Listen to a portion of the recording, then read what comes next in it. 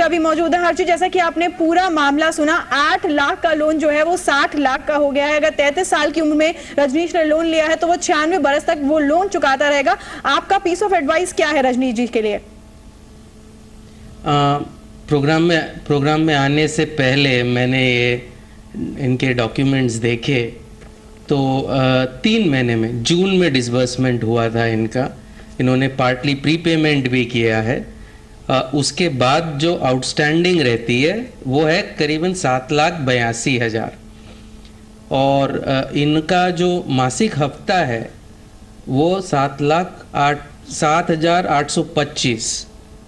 अब 12% अगर इनकी इंटरेस्ट रेट है तो महीने का 1% हुआ, यानी 7,82,000 पे 7,08,21 रुपये तो सिर्फ ब्याज के होते हैं। तो प्रिंसिपल पेमेंट सिर्फ 4 रुपये का हुआ। और इसीलिए ये जो हम देख रहे हैं कि 63 साल का जो पेमेंट रिक्वायर्ड है वो इसी वजह से हो रहा है कि प्रिंसिपल पेमेंट बहुत कम है। और ये पावर ऑफ कंपाउंडिंग है। हमने बचपन में वो सभी ने कहानी सुनी है कि अगर आप एक 64 का जो चेस बोर्ड होता है उस पे पहले चेस बोर्ड अगर पहले स्क्वायर पे 1 दाना रखें, दूसरे स्क्वायर पे 2 दाना रखें, तीसरे पे 4 रखें तो दुनिया का सारा अनाज खत्म हो जाएगा, लेकिन 64 वो खाने पूरे नहीं हो सकते। और इसीलिए ये इम्पैक्ट है कि 150 रुपया भी अगर ये और देते हैं तो इनका जो टेन्योर है वो घटकर करीबन 30 साल या 31 साल हो जाएगा। तो इसमें जो मैंने पेपर्स देखे हैं उसके हिसाब से इसमें कोई भी गलती नहीं है और ये टेक्निकली बिल्कुल करेक्ट है। आपका ये कहना है कि बैंक की गलती नहीं है, ये टेक्निकली करेक्ट है। अगर 33 साल की उम्र में रजनीश ने कोई लोन लिया 8 लाख का, वो 96 बरस तक वो लोन भरता रहेगा, है कि बैंक की इसमें कोई गलती नहीं है? ये जो डॉक्यूमेंट्स हैं 7 का नहीं हुआ है, 7,82,000 का हुआ है। और जैसे मैंने कहा इंस्टॉलमेंट 7,825 का है। आप खुद अंदाजा लगा लीजिए, 7,82,000 का एक महीने का ब्याज 7,800 रुपये होते हैं और मासिक हफ्ता 7,825 रुपये है। यानी जो रीपेमेंट प्रिंसिपल का कर रहे हैं 7,825 में से 7,820 रुपये का तो ब्याज ही चला जाता है, तो सिर्फ 4 रुपये या 5 रुपये इनका प्रिंसिपल पेमेंट हो रहा है जी। तो इसमें कहीं भी गलती नहीं है, ये कैलकुलेशन बिल्कुल सही है। मेरा सवाल ये है जी कि इन्होंने 2003 में लोन लिया था जब इनका इंटरेस्ट रेट चल रहा था 7%। तो अभी इनको ये जो इंटरेस्ट रेट बढ़ा है तो ये इन्हें क्यों चुकाना पड़ेगा? जी हर्ष जी, 2 टाइप के लोन्स होते हैं। एक फ्लोटिंग रेट लोन होता है और एक फिक्स रेट लोन होता है। तो जो फिक्स रेट लोन होता है it is suppose to be, और हर बैंक ये नहीं करता कि fixed rate the interest rate same रहती है सारे लोन अवधि के दौरान। बट फ्लोटिंग रेट लोन जब भी इंटरेस्ट रेट बढ़ती है तो आपकी या तो ईएमआई बढ़ जाती है या आपकी अवधि बढ़ जाती है। और जब इंटरेस्ट रेट्स गिरती हैं मार्केट में तब आपकी ईएमआई को कम होना चाहिए या अवधि को कम होना चाहिए। तो ये डेफिनेशन ही है फ्लोटिंग रेट का। और करीबन 90 से 95% लोग फ्लोटिंग रेट लोन के लिए ही जाते हैं। तो बाय डेफिनेशन ये है कि फ्लोटिंग रेट लोन में ब्याज की दरों के साथ आपको इंक्रीज्ड अमाउंट देना पड़ेगा अगर ब्याज की दर बढ़ती है तो।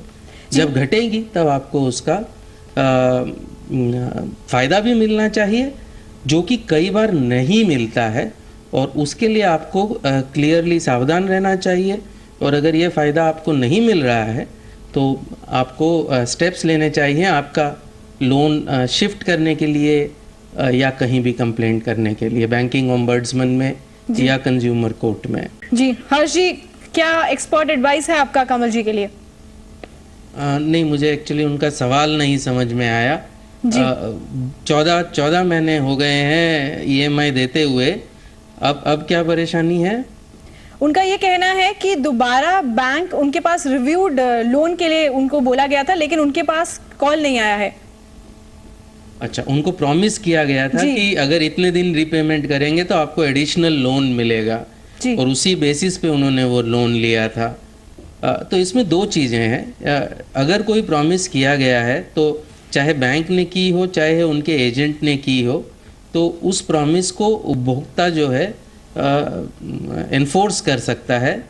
और अगर ये बैंक से लिया है, न कि एनबीएफसी से, अगर बैंक से लिया है तो बैंकिंग ओम्बड्समैन एक बहुत ही पावरफुल उपाय है ऐसी चीज़ों के लिए नॉर्मली। लेकिन इसमें क्या होता है कि कंज्यूमर्स जो ये प्रॉमिस है वो राइटिंग में नहीं लेते हैं।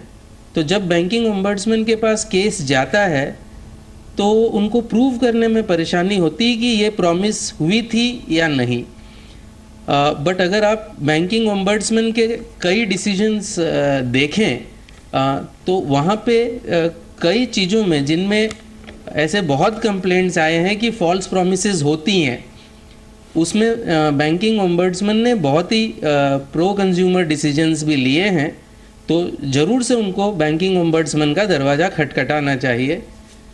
अगर एनबीएफसी से लिया है तब बैंकिंग ओम्बड्समैन अवेलेबल नहीं है, बट रिजर्व बैंक का दरवाज़ा तो खुला रहेगा। वहाँ पे उनको कंप्लेंट करनी चाहिए। वहाँ पे एक सेक्शन है आरबीआई की साइट पे, एंड उसमें भी उनको रिलीफ मिलने के चांसेस काफ़ी हैवी हैं। हमारे साथ एक और कॉलर हमारे साथ जी जुड़ गए हैं। जी के हैं नासिक से, क्या सवाल है आपका? मेरा ये सवाल था कि जब लोन ब्याज दर बढ़ जाता है तो बैंक का इंटरेस्ट रेट ऑफ इंटरेस्ट बढ़ती है।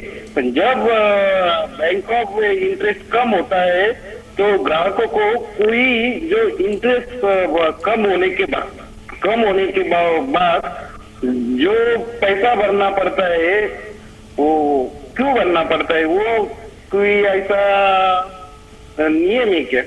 जी हर्ष जी, क्या कहना है आपका इस पर? नहीं, इन्होंने बहुत ही सही बात करी है कि और महमूद जी ने भी इसका जिक्र किया था कि ये जो सेक्टर है सारा लोन का, ये अंडर रेगुलेटेड है। जब ब्याज की दरें बढ़ती है तो बैंकें बढ़ाने में बिल्कुल देरी नहीं करती, लेकिन जब ब्याज की दरें घटती हैं, जो कि हमने देखा 2001 से लेके 2004 तक, तो एग्जिस्टिंग कस्टमर्स के लिए बैंकों ने रेट घटाई नहीं, और ये अक्रॉस बैंक्स था, चाहे पब्लिक सेक्टर बैंक्स हों, चाहे प्राइवेट सेक्टर बैंक्स हों, चाहे हाउसिंग फिनेंस कंपनीज हों। तो ये अब इसमें आप अगर देखें कि आरबीआई ने एक प्रपोज्ड गाइडलाइन निकाली है कि जो भी फ्लोटिंग रेट लोन्स हैं उनकी लिंकेज एक्सटर्नली डिटर्मिन्ड रेट से हो, चाहे 10 ईयर बॉन्ड रेट्स हो, चाहे 1 ईयर इंटरबैंक ऑफर्ड रेट्स हो, तो उससे रेगुलेशन की ज़रूरत है जी। और उसके बाद रेगुलेटर जब अच्छा रोल प्ले करेगा इसमें जी तो कंज्यूमर्स को काफ़ी सहूलियत